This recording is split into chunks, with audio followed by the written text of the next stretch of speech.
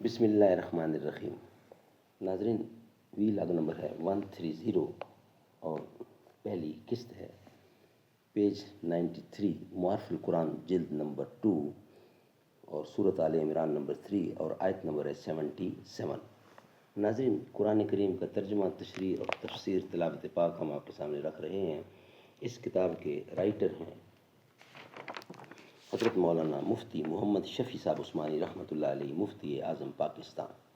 کتاب کا ٹائٹل ہے معارف القرآن جلد نمبر 2، سورۃ آل عمران سے لے کر سورۃ النساء تک پارہ نمبر 3 اور رکوع نمبر ہے 9 سے لے کر پارہ نمبر 6 کا رکوع نمبر ہے 4۔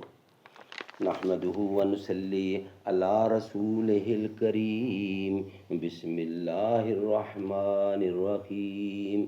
خیرکم من تعلم القرآن وعلمہ، بہترین لوگ وہ ہیں جو خود بھی قرآن پڑھیں، دوسروں کو پڑھائیں، سکھائیں اور لکھائیں۔ ایک مرغ سرا نے یہ کہا مرغ ہوا سے،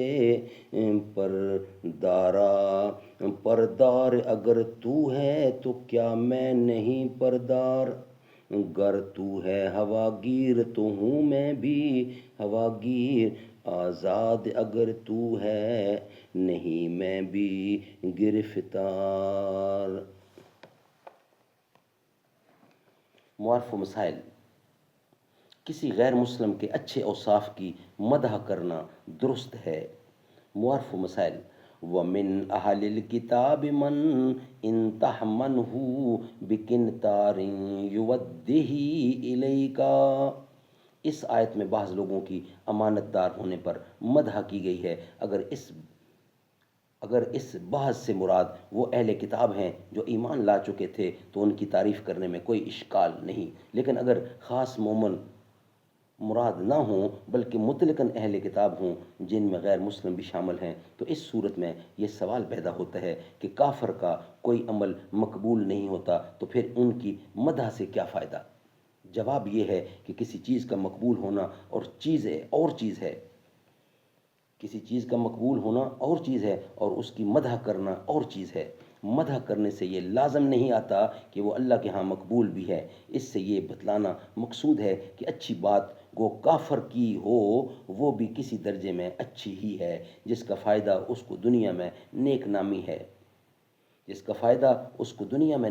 ہے اور آخرت میں عذاب کی کمی۔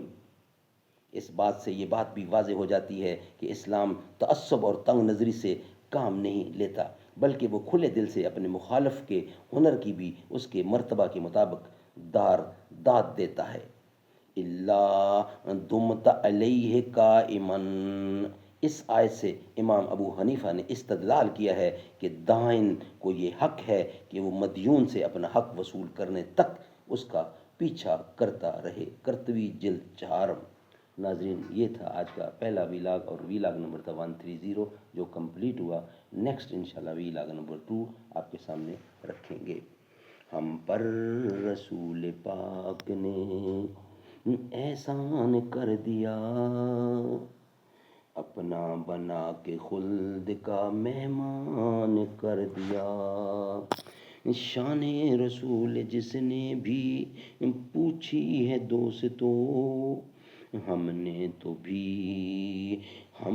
تو اس کے سامنے قرآن کر دیا، ہم پر رسول پاک نے احسان کر دیا، اپنا بنا کے خلد کا مہمان کر دیا۔